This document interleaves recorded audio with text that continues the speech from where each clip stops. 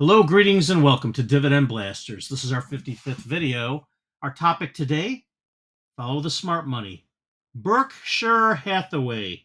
That's right. Warren Buffett's company, the Oracle of Omaha.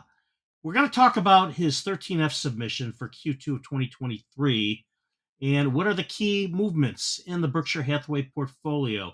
As you may know, institutional investors that manage more than $100 million are required by law to submit a quarterly filing to the Securities and Exchange Commission. This is the Q2. So it covers basically April, May, and June of 2023. This is the Q2 submission of Berkshire Hathaway. Let's move on. First, a disclaimer, I'm not your financial advisor. The purpose of this video is for information and education.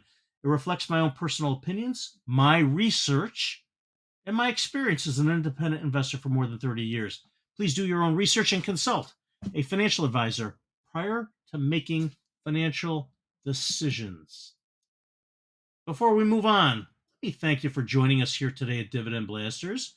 I'm going to ask you to give us a like for this video and consider subscribing to our channel here at Dividend Blasters. Share the video with a friend or a family member and hit that notification bell so every time we release a new video, you'll get notified. First, a little bit about Warren Buffett. He is the chairman and he is the CEO of Berkshire Hathaway.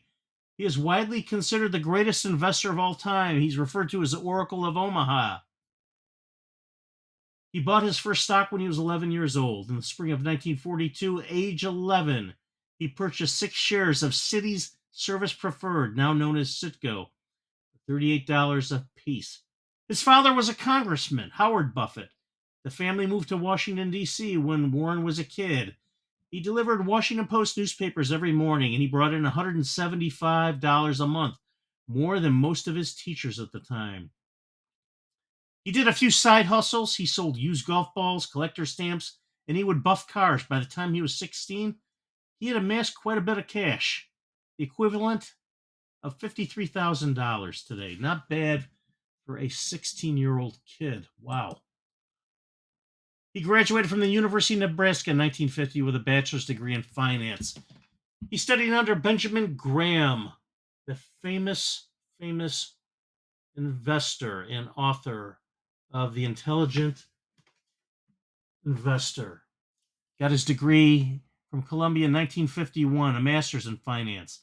Returned to Omaha in 56, and in 1965 he took majority control over what was then a textile manufacturer, Berkshire Hathaway Inc. He turned it into his primary investment vehicle. I'm going to talk a little bit about this, but he really started getting into insurance companies in the early years. And here's a little metric for you if you like metrics. From the 60s through the 90s, major stock indexes increased on average 11% annually. But the Berkshire Hathaway portfolio's publicly traded shares gained about 28% a year. That is an amazing metric. And you know what? I'm saying publicly traded because it's important to draw this distinction. Berkshire Hathaway owns a lot of stuff, not just stocks in other companies, but they also own a lot of privately owned businesses, and they own a lot of them outright. And that's not the topic that we're really going to get into today. I'll talk a little bit about it, but I'm really talking about equities, okay, publicly traded stock and what they have bought and what they sold over the last quarter. But I just wanted to draw that distinction for context. As I mentioned, he's the chairman and he's the CEO. You've probably heard of his vice chairman and longtime business partner, Charlie Munger, who is the vice chair. Charlie's 99 years old. Warren is 93 years old. His birthday is tomorrow, so wish him a happy birthday. He has a net worth of over $100 billion. It's hard to keep track of what his actual net worth is. It fluctuates with the market, but I will tell you this, that his net worth would actually be much higher. But he has given a significant portion of his money away already, a lot of it already, to the Bill and Melinda Gates Foundation. All right. Here's some of his full acquisitions. He owns Geico, the insurance company, outright. He owns Dairy Queen. He owns BNSF Railway. This is a few of them anyway. He has a controlling or majority interest in some stock, namely Kraft Heinz, Coca Cola, and American Express. And he owns a minority interest in Apple. Now, I will tell you this: even though it's a minority interest in Apple, Apple represents his largest percentage of holdings of his stock in the Berkshire Hathaway portfolio. And I'm going to get into that in a little bit. Uh, you know what? He is a celebrity in his own right. And as a result, a lot of celebrities invest in his company. Bill Gates, I already mentioned him. He's a major investor. The basketball player LeBron James, former U.S. House Speaker Paul Ryan, former couple. This is an old picture, but they are investors. Jennifer Lopez and Alex Rodriguez. They're investors in Berkshire Hathaway. Actress Glenn Close. Glenn Close goes to the annual shareholders meeting every year in Omaha. Country music star Jimmy Buffett, the late Senator from Utah, Orrin Hatch, who passed away recently. He was a former shareholder. Former tennis great Billie Jean King, movie director and producer of Star Wars fame, George Lucas, who himself is a billionaire, by the way. So, a little bit about Berkshire Hathaway. They are an American multinational. They're a conglomerate holding company. So, unlike BlackRock, which is a hedge fund or an asset management fund, this is a holding company. They own lots of other companies. They're headquartered in Omaha, Nebraska. The main business and source of capital is insurance. I already mentioned that they fully own Geico. Okay, they invest the float or the retained earnings in a broad portfolio of subsidiaries of Berkshire Hathaway. They get a lot of their money from their insurance companies, one of which is Geico. Warren Buffett has been the chairman and CEO since 65, and since 1978, his longtime partner, Charlie Munger, has been the vice chairman. They advocate value investing principles. What does that mean? They look for good buys. They look for really good companies that are bargain purchases. Purpose of this discussion will be the 13F submission for Q2.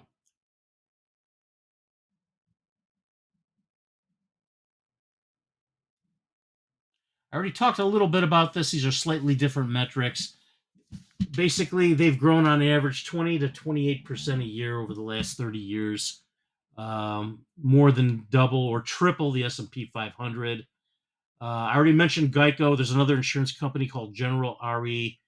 They have several non-insurance subsidiaries, and they operate in many, many different sectors of our economy, such as confectionery, retail, railroads, home furnishings, machinery, jewelry, apparel, electrical power, and national gas distribution.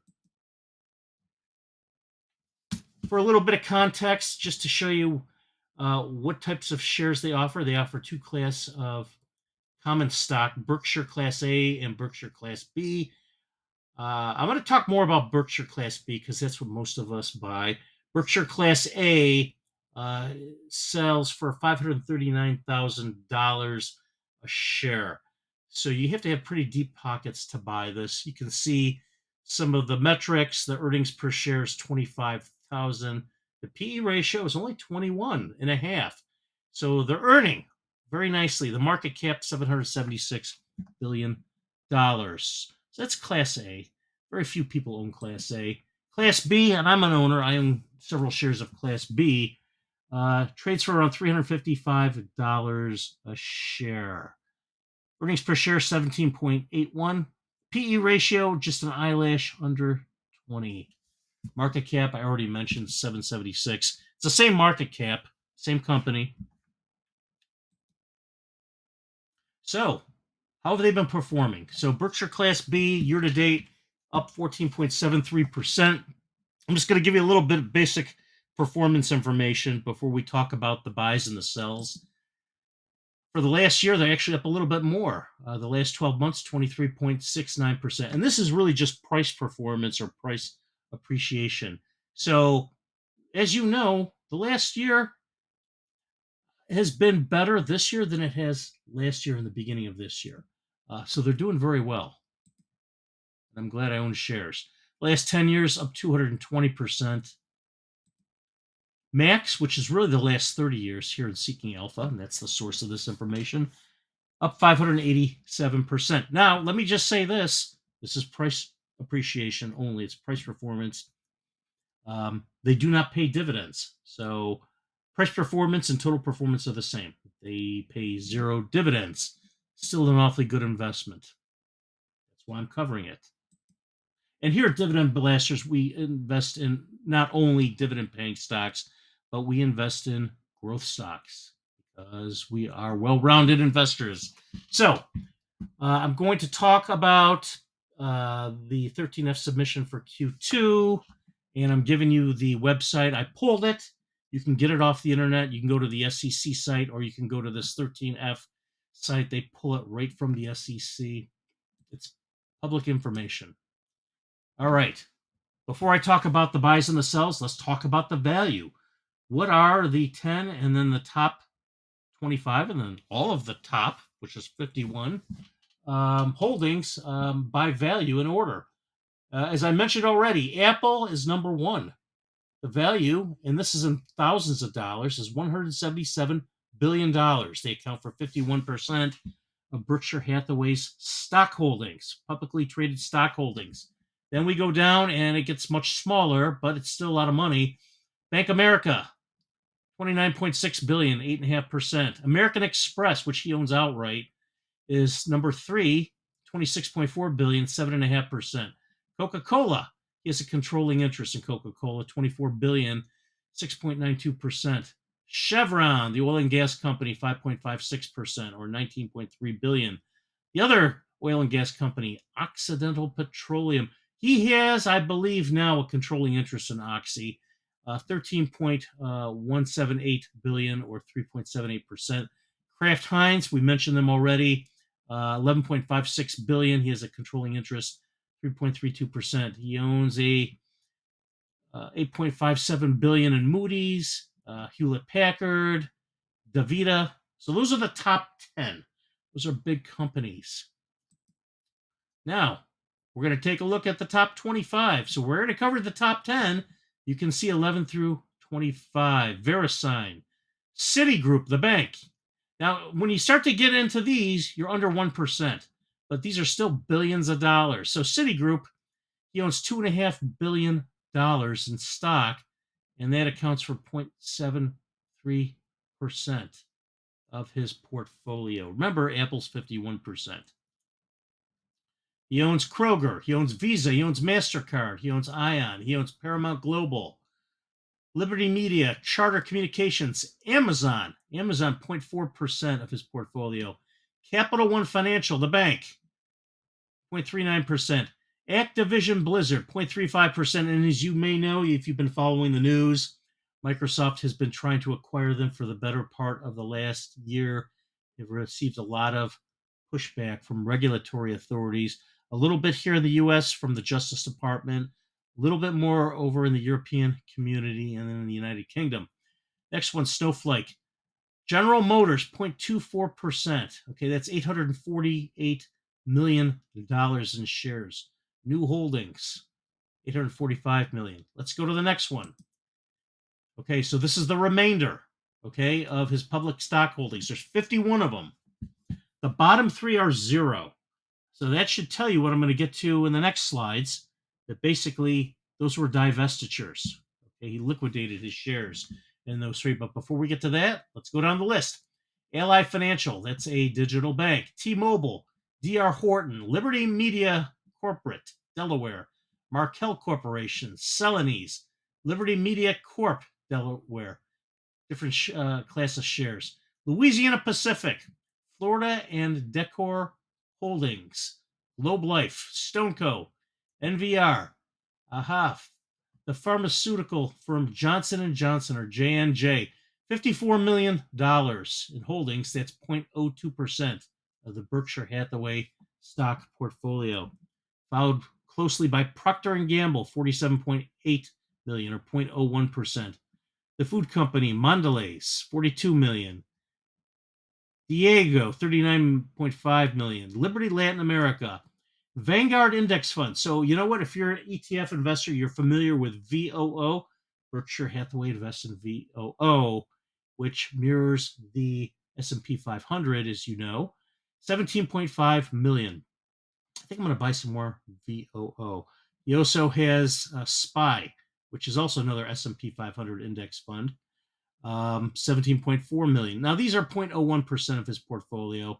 Still quite a bit of money. Lennar Corporation, Jefferies Financial, Liberty Latin America Limited, UPS. UPS, the brown truck delivery company, $10,647,000, 0.00%. There is some numbers after that. We only went out 2 decimals, but still a nice amount. And then the last 3, he has no holdings anymore. Why did I list them? Because they were listed in Q1. McKesson, the drug company, Marsh & McLennan, and Vitesse Energy. All right. So next couple slides, these are the changes in the number of shares. So the ones I shaded red are investments where he decreased his shareholdings. The ones shaded in green, he increased his shareholdings. So let's just go down the list. And they're still in the same order by value, but that's less important. It's really, we're looking at the shades here. Chevron, they decreased their holdings by 7%. Oxy, or Occidental Petroleum, they increased by 6%. So they pulled out their holdings in one oil and gas company and increased them in another. Let's go down. Number 21 in the list, Capital One Financial, the bank. They increased their holdings by 26%. So the number of shares increased from 9.9 million to 12.47 million shares. So that's 2.549 million shares. Activision Blizzard, well, look at this. They have pulled out significantly, not completely, but they reduced their holdings by 70% in Activision Blizzard. Maybe they got a little discouraged because they thought, you can't fight the government. I don't know. But they reduced by 34.7 million shares. So they went from 49.4 million to 14.6 million shares of Activision Blizzard. General Motors, look at this. They decreased their shares in General Motors by 45%. It went from 40 million shares to 22 million shares. You know, I got to tell you, I was actually a little surprised when they actually went into General Motors. I think that he probably thought it was a good buy. Now, he's got more information than I do, but he probably thought it was a good buy, and maybe they'd flip it. And I don't know if they did flip it. I don't think they did. I think they just decided to sell it. Next one, DHI. Well, they increased their holdings. This is actually a new position. DR Horton Inc. Okay, they bought 5.969 million shares. Brand new position. They reduced their holdings in Celanese Corporation by 39% from 8.8 to 5.3 million. They reduced their holdings in Globe Life by 60% from 6.3 million to 2.5 million. New position, NVR Inc. Increase from 0, that's the new position, to 11,112 shares. New position, Lennar Corporation, from 0 to 152,000 shares. And then let's look at the bottom 3. So they did have 51 holdings. Now they have 48. How did they do that? They did a liquidation of these 3. McKesson, the drug company, 100% reduction. They sold all 2.2 million shares. Marsh & McLennan, they sold all 404,000 shares. Vitesse Energy, all 51,000 shares. So, you've seen the changes in number of shares, buys and sells. You also know where these companies rank in the Berkshire Hathaway portfolio. I covered that at the beginning. This here I just think is fun, is to actually show you the change in dollar value. And the value will change irrespective of whether they buy or sell, because other people are buying and selling. So the price is going to change. So when you look at these last two slides, when you see the first three columns shaded, those reflect what we just covered, the buys and the sells. When you see the four columns to the far right shaded, but the first three columns are not, those are solely a change in dollar value. So Apple went up, no change in price shares. Bank of America went up, American Express went up, Coca-Cola went down. We already talked about Chevron and Oxy. Okay, those changed, but they changed their holdings. From Kraft all the way down to Amazon, no change in the number of shares, but Kraft Heinz went down. Moody's, Hewlett Packard, DaVita, VeriSign, Citigroup, okay, those are VeriSign, those all went up. Citigroup came down, Kroger came down, Visa went up, MasterCard went up. You know, I love Visa and MasterCard. I have several shares of Visa. Those are cash machines. Ion went up, Paramount Global down, Liberty went up, Charter up, Amazon up, Capital One, they went up and they also increased their position. Activision Blizzard, that went down and they decreased their position. Snowflake went up, no change in their position. General Motors went down and they decreased their position. So if you decrease your position, the value is going to definitely go down. If you didn't increase or decrease it, it's going to change one way or the other, just depending on the market. And here's the rest of them. T-Mobile, well, that went down, no change in their position. D.R. Horton went up, they increased. It's a new holding. Liberty and Markel, no change, those both went up. Celanese went down, they decreased their position. Liberty, Louisiana, and Florida Decor Holdings, those all went up, no change in their position. Globe Life, they decreased and it went down. Stone Cold, no change in the position, it went up. NVR, they increased their position, it went up. Johnson & Johnson, Procter & Gamble, Mondelez, no change in position, they all went up. Diego, no change in the position, it went down. Next three, Liberty Latin America, and then the two ETFs, VOO and SPY, no change in the position, those went up. Lennar, they increased their position, it went up. The next three, Jefferies, Liberty, UPS. Well, Jefferies and Liberty Latin, no change in the position, those went up. UPS, no change in the position, that one has been coming down. I'm a holder of several shares of UPS. I've seen it come down. It's mostly the result of the bargaining with the Teamsters Union, and people have been selling a little bit. But I got to tell you, I am still very bullish on UPS, and I look at it as a buying opportunity. And then the last three are the liquidations. We already talked about those. McKesson, Marsh & McLennan, and Vitesse. Those values went down. They went down because they liquidated their positions. And folks, that's it. That's everything I have. So I hope you found this informative. You can see what the smart money is doing. The smart money, of course, is Berkshire Hathaway, multinational conglomerate. If you found this to be an enjoyable and informative video, please give us a like and subscribe to our channel here at Dividend Blasters and share it with a friend. And also follow us on Twitter at DividendBlast99. I'm also on Instagram at Dividend Blasters. Have a wonderful day. God bless.